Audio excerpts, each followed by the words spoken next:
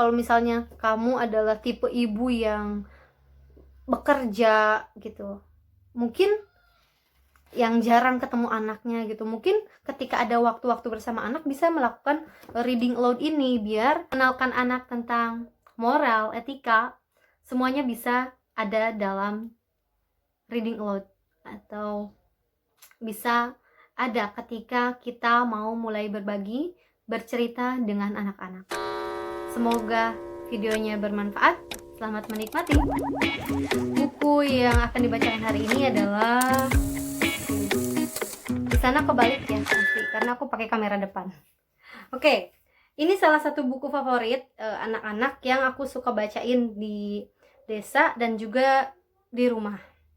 Ini judulnya Aku Pasti Bisa. Jangan lupa selalu menyebutkan siapa penulis dan ilustratornya. Penulisnya adalah Kak Soba Dewi Cugani dan juga ilustratornya adalah Kak Hutami Dwi Jayanti. Nih. Pentas seni sebentar lagi tiba. Selalu memberikan kesan yang menarik di awal. Murid-murid akan menampilkan teater berjudul Mencari Tongkat Ajaib. Judulnya Mencari Tongkat Ajaib. Suatu hari terjadi masalah besar. Tongkat ajaib kerajaan dicuri oleh kakek sihir. Dia lalu membawanya ke hutan. Putri dan pangeran bergegas mencarinya. Di tengah perjalanan, seekor ular menghalangi mereka. Untungnya, muncul seekor harimau.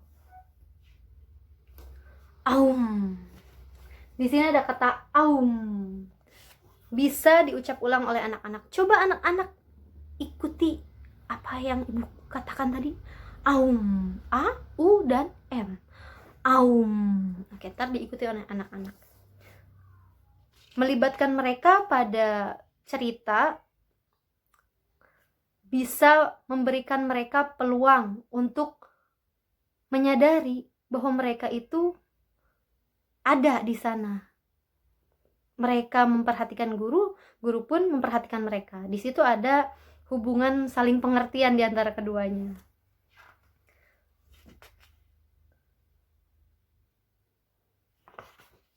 Nah, siapa yang mau menjadi harimau? Aku. Harimau harus bisa menggeram dan bersuara keras. Coba tunjukkan aumanmu, Rina. Rina pasti bisa. Ayo Rina, kata teman-temannya. Suaraku keras, aku pasti bisa.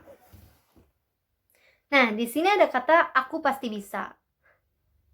Ingat, sebelum membacakan cerita kepada anak, alangkah lebih baik jika pembacanya itu gurunya atau ibunya itu baca dulu bukunya. Di sini aku pasti bisa akan muncul di halaman-halaman berikutnya.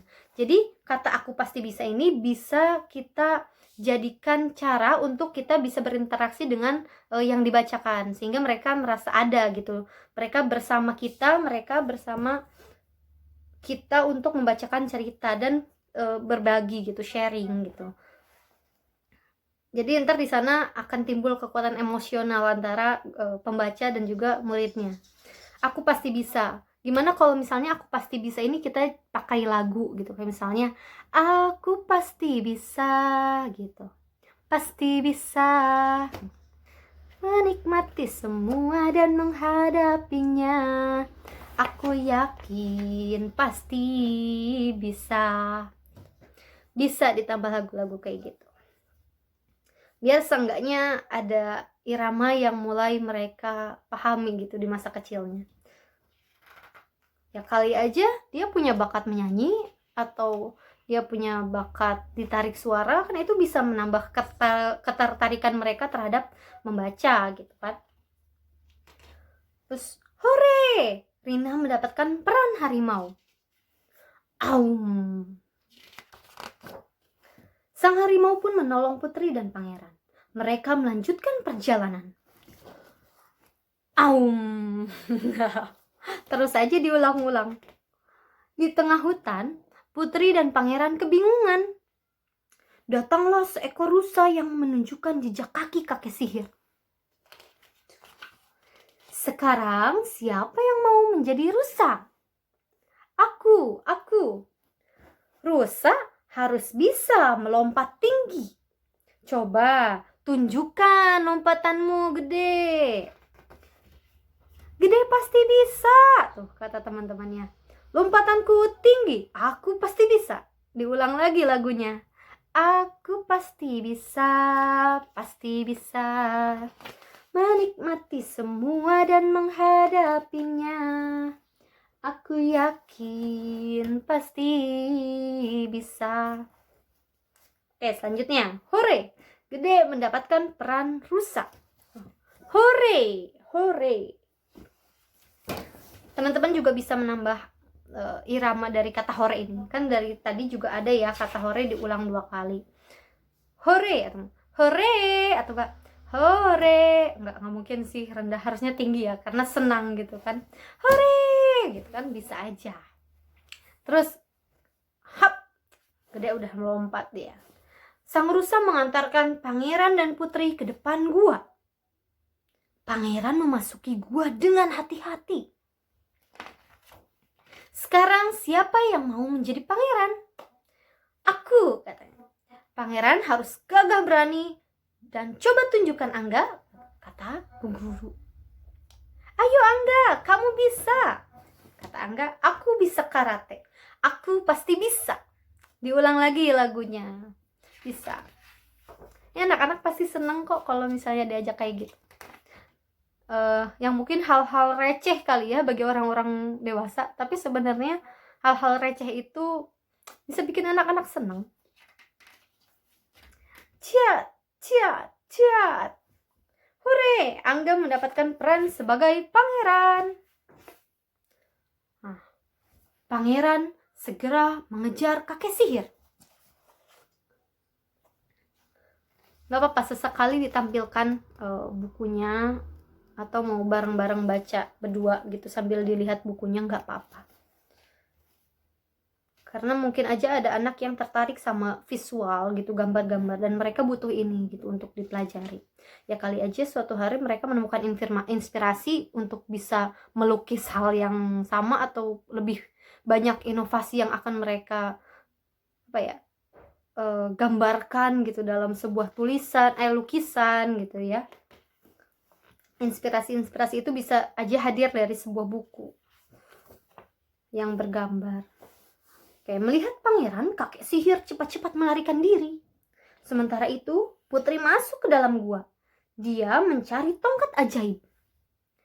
Banyak sekali jebakan di dalam gua.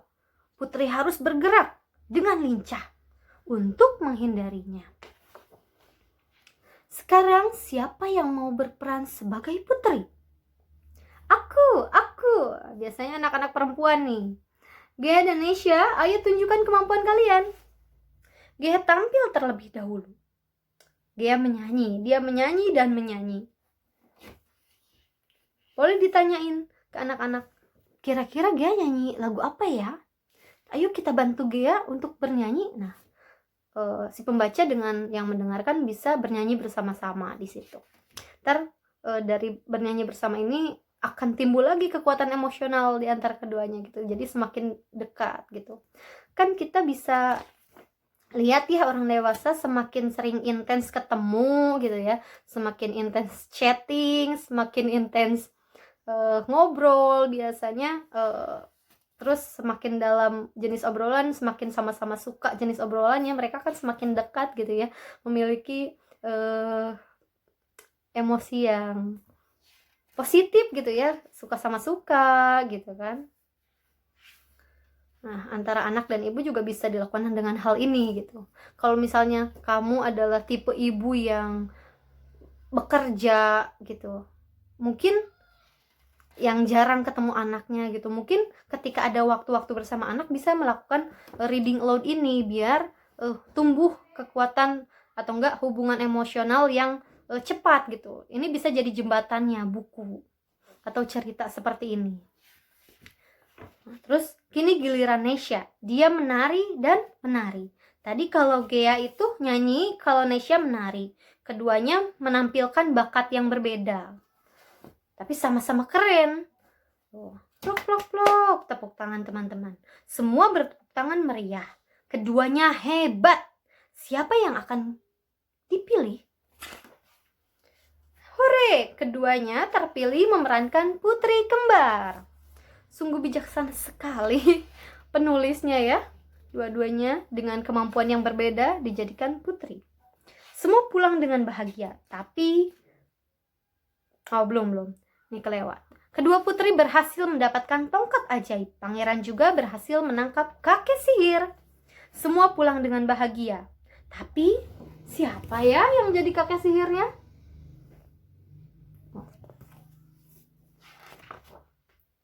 Hihihi. Ternyata Bu Guru yang jadi kakek sihirnya. Udah selesai. Nah, biasanya setelah dibacakan buku seperti ini, ada anak yang masih penasaran gitu ya. Pasti dia akan mengeluarkan pertanyaan. Nah, jangan ragu untuk menjawab pertanyaan ketika kita tahu ya, kasih tahu aja gitu untuk menambah pemahaman mereka gitu. Kadang-kadang hal-hal yang mereka tanyakan juga mungkin terkesan receh gitu ya, karena kita sudah mengalami banyak hal dan gejolak gitu untuk menjadi dewasa gitu, sedangkan mereka semuanya merasa terlihat baru di mata mereka karena mereka ya memang sedang menjalani kehidupan yang kita sudah lewati gitu sebelumnya. Gak apa-apa, kasih tahu aja gitu.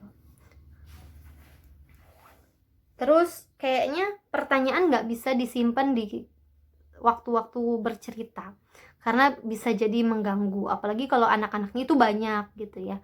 Mungkin kalau berdua masih boleh lah ya beberapa, agar yang penting nggak mengganggu konsentrasi atau enggak alur bacaan gitu yang lagi diceritakan. Mungkin segitu aja untuk season belajar membaca cerita hari ini. Semoga bermanfaat. Wassalamualaikum warahmatullahi wabarakatuh. Dadah.